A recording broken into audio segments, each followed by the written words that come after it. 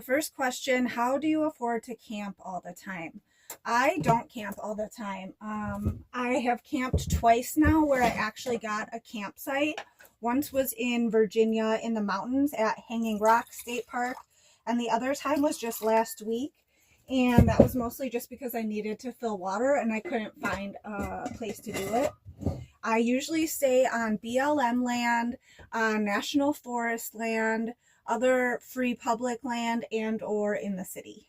Next, what was the worst part when you didn't have electric?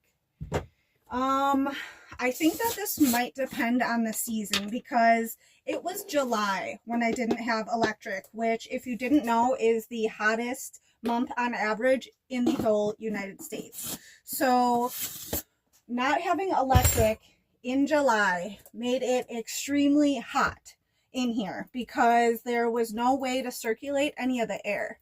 And believe it or not, even when it's 80s, 90s, 100s real feel, that circulating air changes the temperature in here and just makes it so much more comfortable than it would be. So that was the worst thing about not having electric, but definitely number 2 was not having running water. Number 3, why are you still in Vermont? I plan to do a New England summer.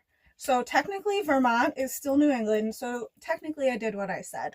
However, it just kind of happened that way. I got to Vermont right from Virginia because it was so dang hot that I drove about 14 hours over a couple of days to get here.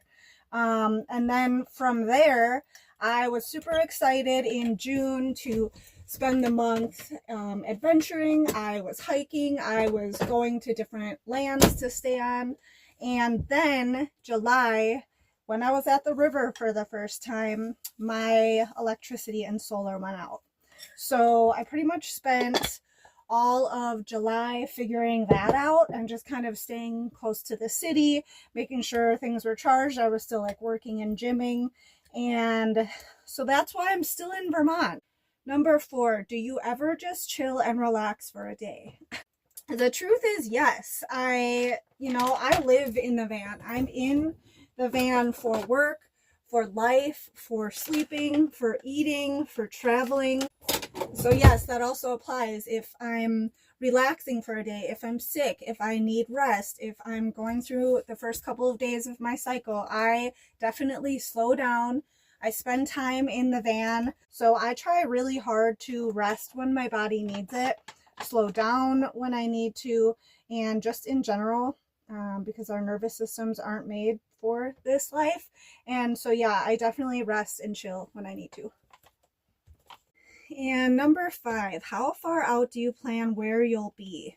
So the very first year of van life, I had the whole thing planned. I knew I would be leaving from Wisconsin, that I wanted to see my people in Florida. I would be going over to visit my BFF from Texas and then to see my stepdad in Arizona.